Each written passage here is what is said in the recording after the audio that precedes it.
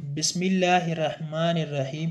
شروع کوم په نوم د الله چې ډېر مهربان او زیات رحم کوونکی دی. نن ورځ زموږ کلاس دی د انیملز او برډز په باره کې، د حلي حیواناتو او مرغانو په باره کې دی چې دغه درس کې به نن ورځ موږ په دوی باندې پریکټس کوو. نو هیله ده چې دغه زده کړئ. نمبر 1 کو غوا. parrot طوطي. lion زمری. horse اس. rabbit سوی. sheep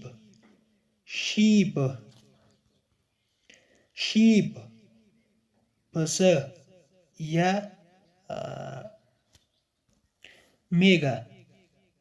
goat اوزه. turkey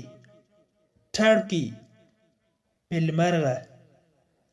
ښایسته رنګه یا لوی مرغه ته چې تاسو ته په سکرین کاري د ټرکي ویل کېږي. ټرکي او همداشان ټرکي د ترکیې ته هم ویل کېږي، خو فرق دغه دی چې د ټرکي چې کوم چې هغه پیرمرغ ته ویل کېږي دا په کوچنۍ ټي لیکل کېږي، سر کې چې بګینګ لیټرز د هغه په وړو کې حرفي ټرکي، او که چېرې ترکیه لیکئ نو بیا په ټي باید په غټو تورو ولیکل شي.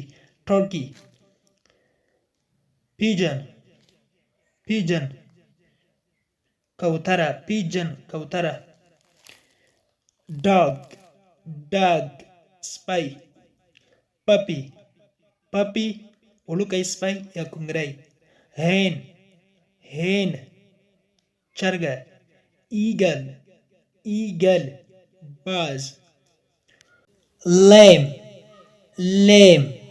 بی نه تلفظ کېږي. هر کله چې د ام نه وروسته بی راسي نو بیا بی نه تلفظ کېږي.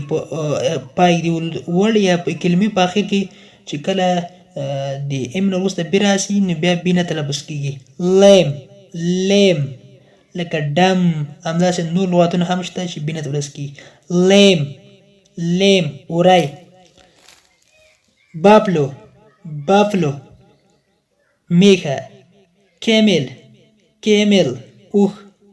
ټایګر پړانګ. ایلیفینټ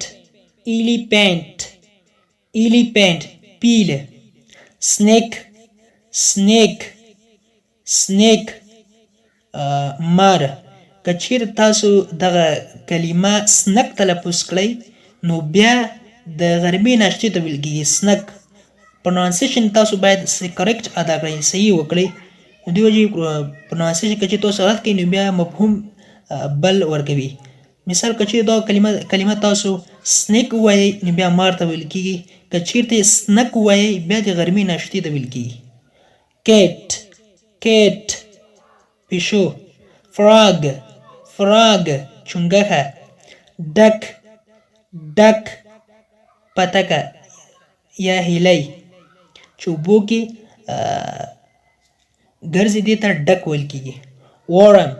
ورم چینجی.